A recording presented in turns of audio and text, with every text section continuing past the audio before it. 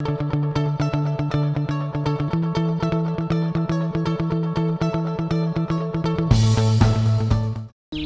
proposons notre expertise et puis nos solutions aux collectivités publiques et aux entreprises pour la maîtrise des déchets. Plus précisément, on va assurer de la gestion de déchetterie, privée ou publique, de la collecte et du tri de déchets. On se situe en maillon entre le producteur de déchets et les recycleurs pour que chaque déchet soit bien orienté vers la bonne filière. Et on est par ailleurs conventionné entreprise d'insertion, ce qui veut dire qu'on a une partie de nos salariés qui sont en parcours d'insertion professionnelle.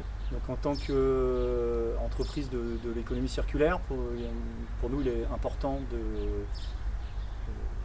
limiter l'impact de nos activités sur l'environnement. Et donc on s'est engagé dans une réflexion par rapport à nos poids lourds, nos véhicules légers qui permettent de réaliser nos activités.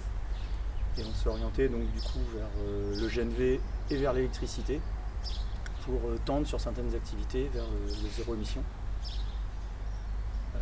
On va avoir notre parc poids lourd qui est en 4/5e au GNV.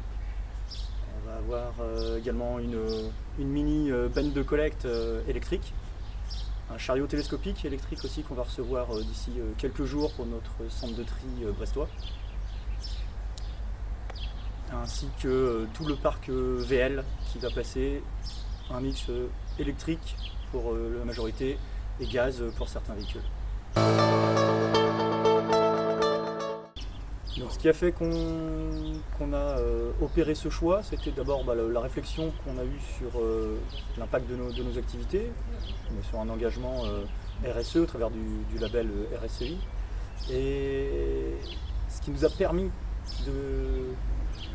d'intégrer des véhicules au GNV dans notre parc, ça a été l'apparition de stations, puisque ici sur l'agence de Rennes, pendant longtemps, on avait une offre en véhicule, mais pas d'offre en avitaillement.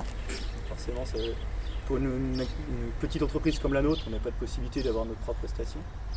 De la même façon, station qu'on a ouverte récemment sur notre agence, enfin, à proximité de notre agence brestoise, nous permet d'envisager des véhicules légers pour nos exploitants au gaz. Et un élément qui a fortement contribué à notre choix pour le parc de collecte, les deux bennes ordures ménagères, ainsi que nos deux ampli-rolls.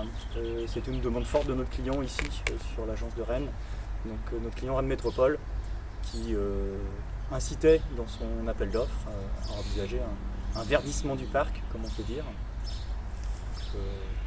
ça a été l'occasion pour nous de remplacer les véhicules diesel par véhicules GNV et électriques. Le fait que Rennes Métropole soit demandeuse au travers de ses appels d'offres de solutions alternatives pour la collecte ou pour toutes les opérations en marge des prestations nous a permis de franchir le pas. Et du coup, dans notre réponse, on a pu mettre en avant notre volonté, qui était déjà ancienne, d'envisager gaz ou électricité, et ce qui nous a donné aussi l'occasion d'estimer l'économie en rejet atmosphérique, notamment en CO2, et d'en faire un argument qui a été reçu positivement évidemment par l'acheteur.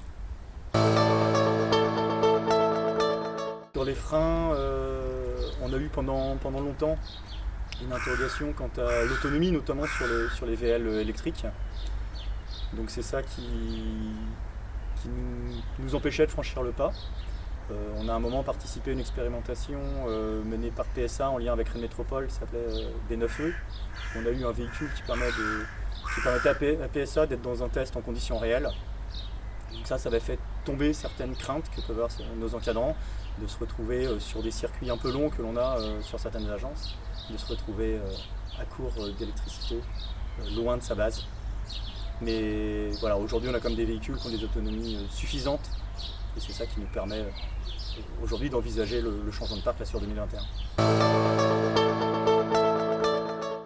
un regret, c'est que sur certains matériels, il n'y a pas d'offre aujourd'hui sur de la motorisation alternative, au-delà du gazole non routier. Donc on a un engin télescopique et un engin de compaction qu'on a renouvelé récemment, mais donc sans trouver d'engin soit électrique, soit gaz, soit autre. Et donc c'est notre prochaine étape sera le remplacement de ces matériels-là quand l'offre existera.